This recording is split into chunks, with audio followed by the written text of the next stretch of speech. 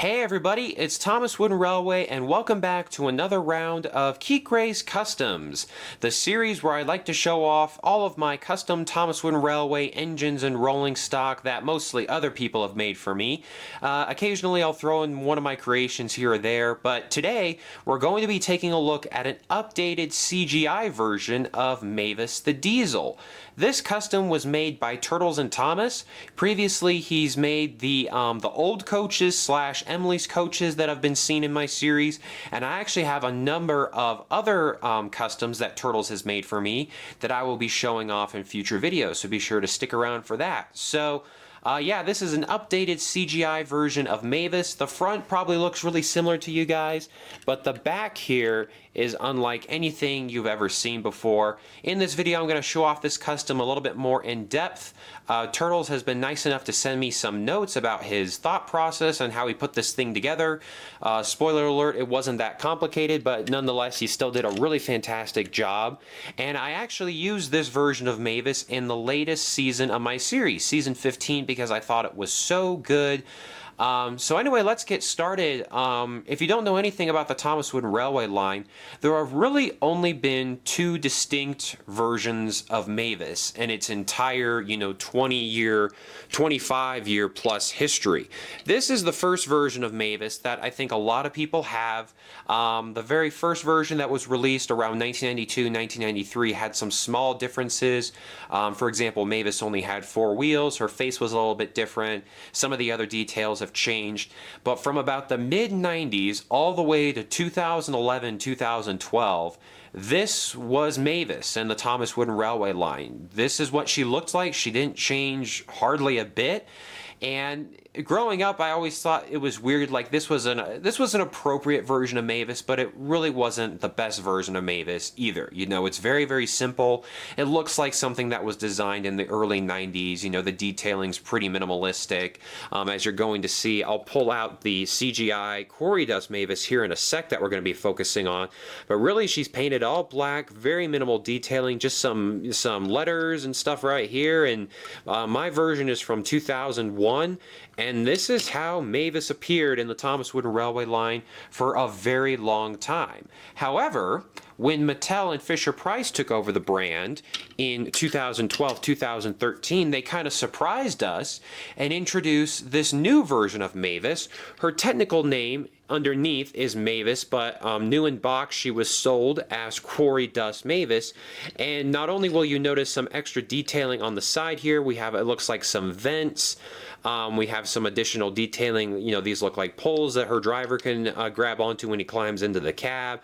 Updated lettering and all that.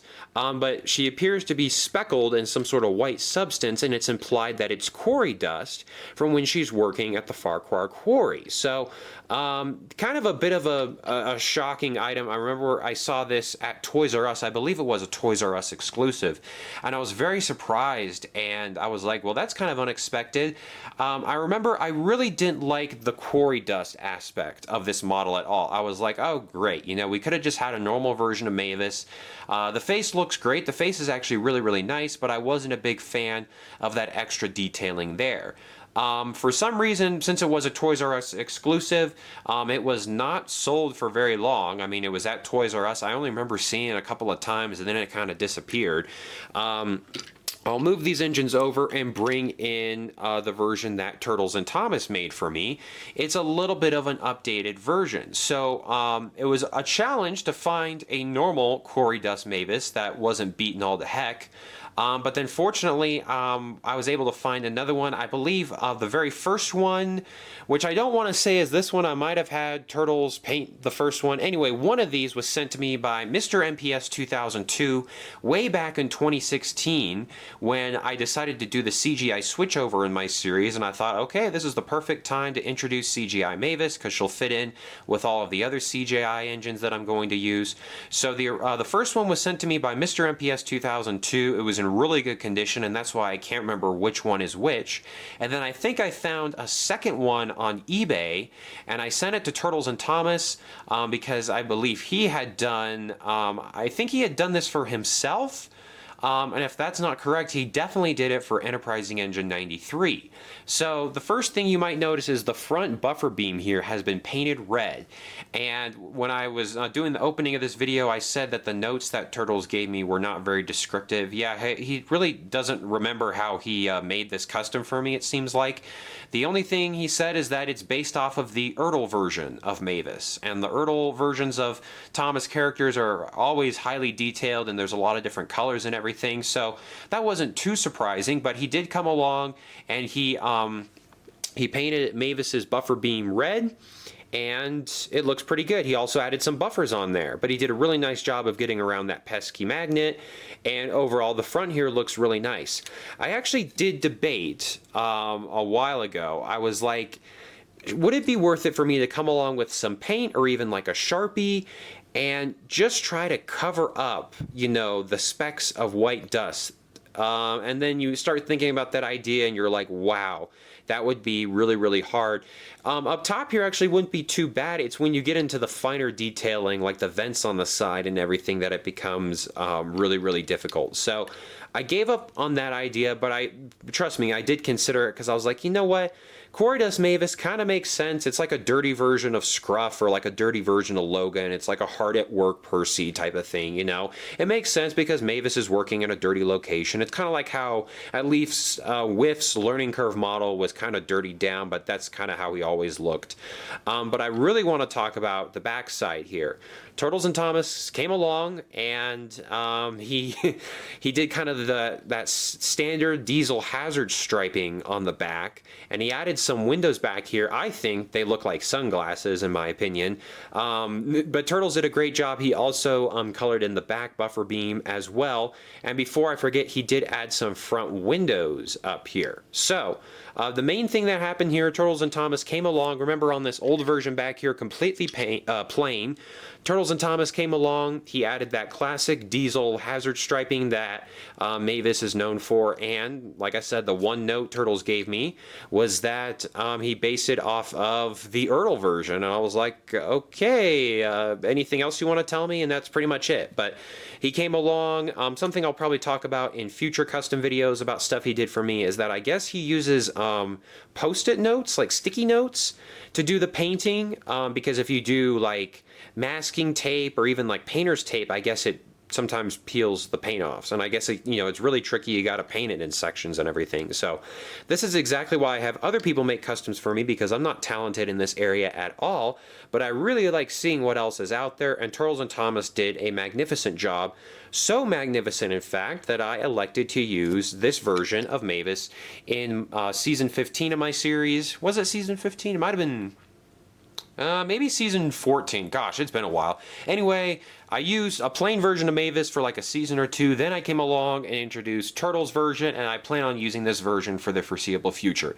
It is a really nice custom. The Mattel version over here isn't bad by itself. It actually looks really great, and I think one of the reasons why it looks so great is because we finally get like a CGI face on Mavis. Not some stock standard, face like that could look like any character from the 1990s. Mavis's face kind of reminds me of Toby in a weird way. So anyway, like I was saying, Mattel did a great job on their standard version, but then you have somebody like Turtles and Thomas come in with the paints and all of that extra magic, and it just really spices things up. So I'm really happy with how this turned out. I actually totally was expecting, I'm glad I turned this over. I was totally expecting the bottom here to say Quarry Dust Mavis.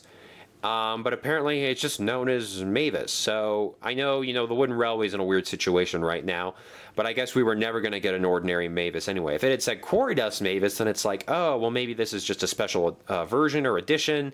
The packaging definitely says Quarry Dust Mavis, but underneath she's just labeled as Mavis. And Turtles and Thomas, I guess that's supposed to be an and sign in the middle. It looks like Turtles, Tornado, Thomas, in my opinion. But anyway, thank you so much, Turtles and Thomas.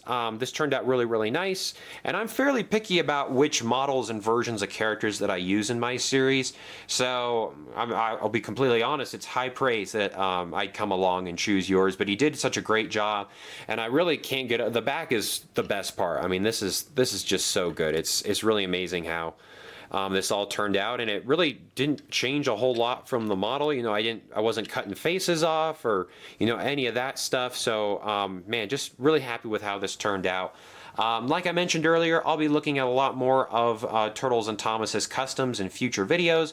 I wanted to start off with this one, however, and you'll notice a theme in the next couple of custom Thomas Wooden Railway model videos that I'm doing. It's all about characters that were introduced or have been recently seen in my series. So I wanted to kick this segment off with Quarry Dust Mavis.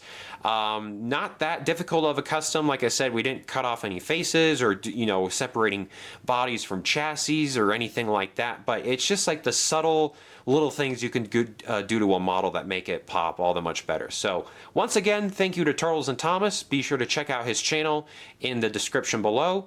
And I think that's going to do it for this first video of this round of Keith Gray's Customs. I really enjoy making this series. I love to hear your guys' thoughts. Any future ideas for customs that you may have, feel free to drop them in the comments below. And I think that's going to do it for today. So guys, thank you so much for watching, and I'll see you on the next video.